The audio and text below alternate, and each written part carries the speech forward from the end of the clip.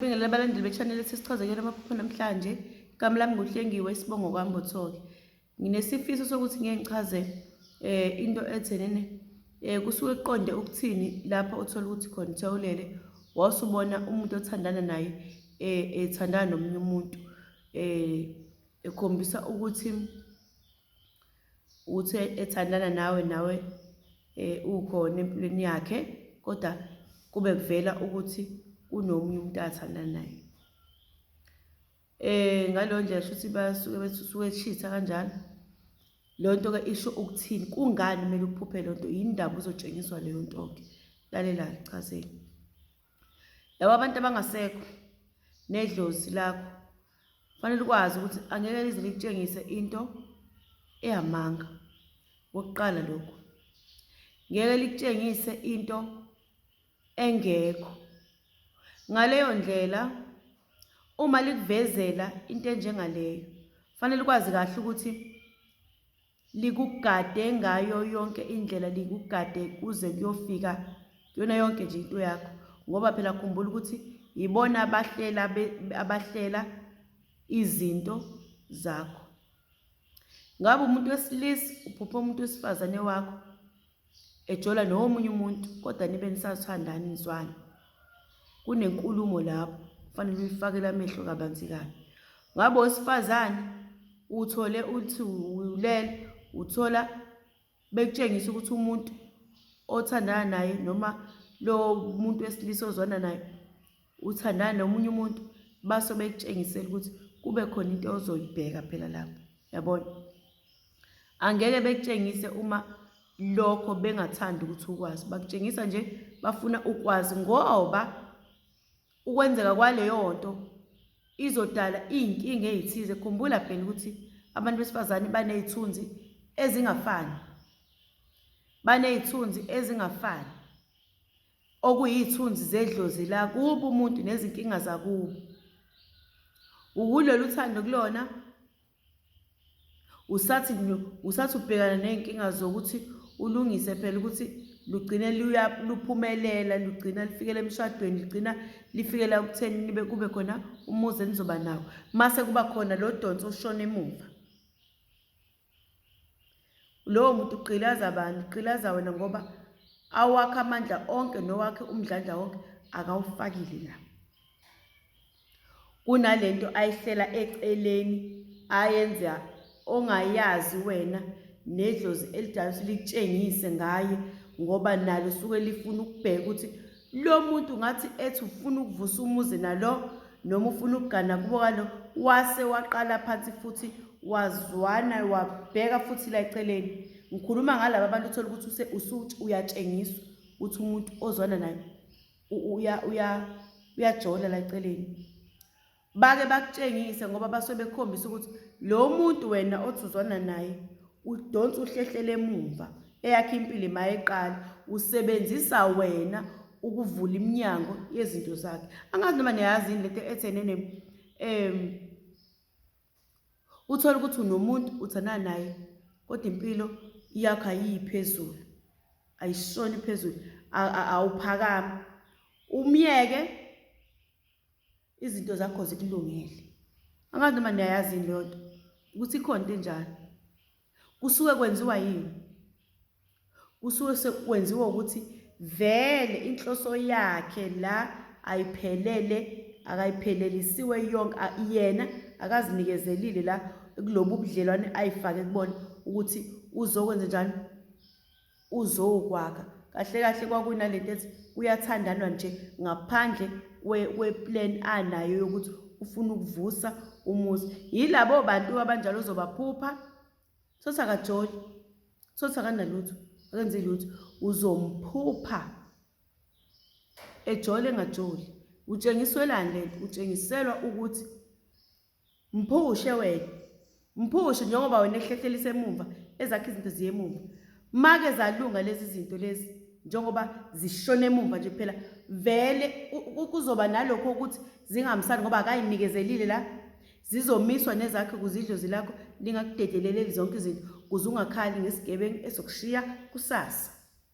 Ithola ukuthi sizokuqola amandla nemicabango yakho yonke, nezibusiso ozomnika zona, nakho konke izithunzi zabantu bakini, nayo yonke izibusiso onazo wena othi uma ukhuluma izinto zenzeke. Umuntu wesifazane ukhona abanjalo ukuthi uma bekhuluma izinto zenzeke, uma bekuthandazisa kwenzeke. Bakhona nabesilisa uma bekufisela into wena yenzeke ibe yile. Bakhona futhi laba uma bekuthandazisa ethi ngicela uma wey'ngane zami noma ngicela umuntu engithandana naye ukuthi ngimbuyisele esikoleni ahambe ayofunda aqhubeke nemfundo yakhe, kanti yazi uzokwenzakalani?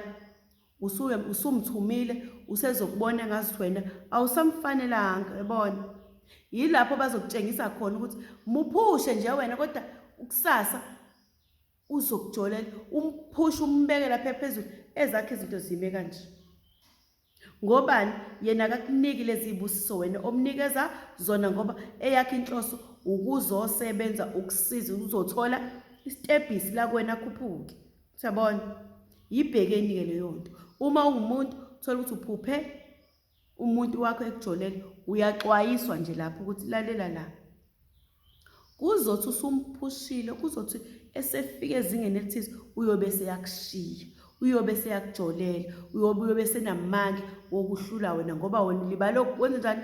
Ukunaka iy'nkinga zakho ubukuyiphusha wakhohlwa. Angikhulumi ngabantu abasebeshadile, angikhulumi futhi ngabantu othola ukuthi bayalotsholwa benza konke, bayalithola usizo babambisene kanje, ngoba ngangingakuchaza ukuthi fanele kube khona into ethi uma uphakama naye akaphakama, yabona, akuphushe nawe umphushe. Kungabi uwe ngaso sonke isikhathi uhlezi ukuthi ngicabanga ukuthi fanele uhambe wenze ukuthi, ngicabanga ukuthi fanele wenze ukuthi. Muzwe naye emaplanini phela nazo iy'nhlelweni zakho ukuthi kahle kahle uyakucabanga ukuthi fanele enze ukuthi, nawe uyakucabanga yini fanele akhuphule. Ngoba kunabantu abanjalo abathula bebuke wena bethi basebenzisa umqondo wakho ukuyisiza bona. Angani noma niyayeza indoda le nto engikhuluma la ikhona, kodwa ngicela ningayizwa kabi, yabona, ngoba ikhona leyo nto. Uthola ukuthi akazosho lutho, uzolokhe wakhangeza nje, wena uyathela ukhamisile unjani iy'nkulumo, imibono yakho, ama-ideas onke ukuthi fanele kwenza kanje, angalethi neyodwa kwena. Uma engakwazi ukuletha ne-idea kwena, lowo muntu akanaso isibusiso akwazi ukusehlisa phezu kwakho, ngoba awufiki kanjani ekhanda lakhe, awukwazi ungafiki. Uma uyinto afisa ukuyibona ngolunye usuku isimami yaphezulu, awukwazi ungafika ekhanda lakhe. Fanele ufike ngoba ucabangela kakhulu, ucabangele umuntu la ekhanda lakho, ukubuka umuntu ozwana na uthi kuyena lo ufanelwe ukuthi ayokwenza mhlawumbe inesini, ake ngibeke imali ngimnikeze ahambe okwenza inesini. Lokho kucabanga, uyazi usebenzisa amandla amangakanani, umema abantu abangakanani ukwakha leso sithombe sento, usiphendule size sibe yinto eyisibusiso ezohlala phezu kwaloyo muntu, umnikeze aphushe ngayo. Uyazi usuke usebenza umsebenzi ongakanani, kuwumsebenzi omkhulu. Uma ngafiki lutho, angacabangi lutho, ucabanga ukuthi uyakunikeza isibusiso, akakuniki, akananhloso. Ayekho umuntu ongeza cabanga ukuthi wena ufanelwe yilokhu. Isibusiso akupha sona ukuvulela inhliziyo, uyakuthandazisa umthandazo wakho. Uma uthandaza naye uyahambisana, ungayi kubona ukuthi uma uthandaza naye uzothi ngoba usaba ukuthi uzongihlula. Yabo lezo zinto ey'njengalezo ngifuna ukuphumelela kuqala wena, ngeke izilunge leyo nto. Uzomphupha lowo muntu ejola, ngoba unaleyo nto leyo yokuthi akakacabangeli wena, la akazifakile ngokupheleleyo. Ufuna ukuphakama kuqala, athi ukudlulayo akuphumelela yena kuqala, mase ethola amandla okuphatha wena, kanti akukwazi ukwenza kanjalo. Kunabantu ongeke uze ukuphoqe lokho.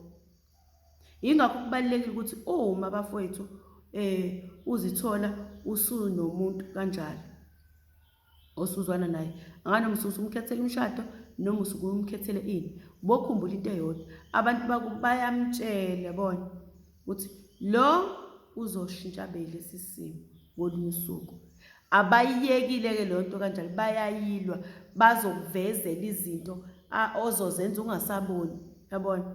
Wenze lokho, wenze ungajoli ungenzi lutho, kodwa bakuvezela izinto ezithize ngalo muntu, bakutshengise ukugqilazeka nomthwalo othwele ngamahlombe akho ngalomuntu, bakutshengise uma engekho eduze kwakho uzibone ukuthi wena unamandla okuzenzela izinto wedwa, uphushe phambili impilo yakho. Uyabona? Umthathe umsondeze, uza nalento yokuthi vele akazili ukuzokwenza ube umuntu ozoba njani, ozoba unkosikazi kusasa, noma akakwenzile azoba umuntu ozoba umkhonyana, uzosebenza wena, ukuthola istepisi sokuthi akhuphuke. Uma ekhuphuka leso stepisi eyaphezulu lana phansi, wena ngithi uyothola abasestepisini ephezulu njengaye. So ngalo ndlela bakwethu, uma uwumuntu ojwayele nje ukuphupha umuntu wakho ukuthi engathi uyajola noma uthandana nomunye umuntu, ibheke lonto. Lalela la, nciphisa imbono oyakha ngekhanda lakho. Yabona into yakha ngekhanda lakho ukuthi usiza yena, nciphise lonto. Uthi ulalele lo muntu ukuthi yini ayiletha kuwena ewumbono ayakhe aze asave mhlawumbe imali ethi ngoba phela izinto ilungiswa ngemali, imali ethize ukulekelela iphupho lakho nawe elizokisa phambili. Zibuze ukuthi akusiwe yini ngaso sonke isikhathi ohlezi ukhuluma kwi-relationship, ngaso sonke isikhathi sicela sikhulume khona sizolungisa isimo esithize. Yena no, akukho la etholakala khona. Utholakala uma enenkinga yakhe efanele wena umfakele umbono ukuthi ilungiswe lento. Angazi noma mhlawumbe nayizwa into engizama ukuyichaza la. Ezinye zezinto lezi edala ukuthi uthola uzomphupha umuntu ejona, uthola ukuthi uzoba nemthwalo okusindayo ozinkinga zakhe angazilungisa, aziphonsa kuwena, afuna usizo kuwena. Kusasa uzomphupha ejona, leyo nto uzoyenza ngempela idlozi liyakutshengisa ukuthi unesimo esikanje, uhlangene nomuntu obhekele phansi, kodwa kusasa uzokwenzela into enje. Siyabo?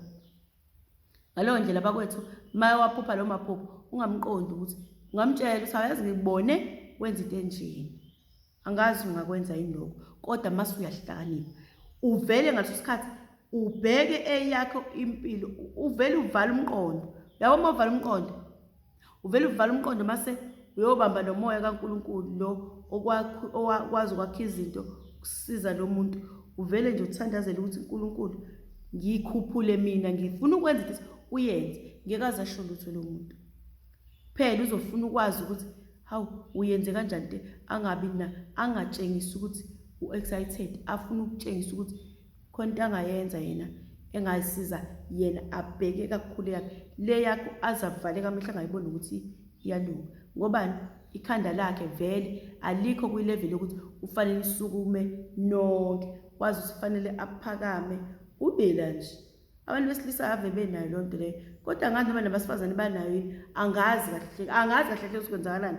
Kodwa nje abantu, umuntu nje onenhliziyo nomoya wakhe ongazi okanjani, ongafiseli omunye umuntu enye into, kanti ukufisela umuntu into usuke umupha isibusiso, uyifise lento ukuthi ayenzeke, uze uyizame ukuyilwela, uzame izinsiza zokusiza lo muntu, umupha isibusiso, uzumlekelele. Yabona? Ngaleyo ndlela bakwethu, abantu akufanele bebe naleyo nto yokuthi bengakwazi ukuphana lonto. Uma umuntu engakuletheli lonto, engakwazi ukucabangela wena phambili, hayi angazi awukuzama uzicabangela wena. Abanye abantu laba babalwa ngaphansi kwedlozi, uthola ukuthi vele lalikutshelile ngayo ukuthi no hayi lo, ngoba kusuke kufunakala umuntu ozonjani, ozosizana nawe. Ingakho ke bakwethu ngichaza leli phupho lokuthi uma uphupha umuntu wakho ekujolela, usukuxwayiswa nje ukuthi esikhathini esizayo uzokwenza kanje. Sekuhamba isikhathi eside ulibele ukusebenza into ongahlangene nayo, kanti ilungisa nawe okomndeni kwedlozi lakini. Yabona? Muyeke naye ataba asazitshengisa ukuthi unkosikazi impela ngawumela umuzi, noma uyindoda impela ngawumela umuzi.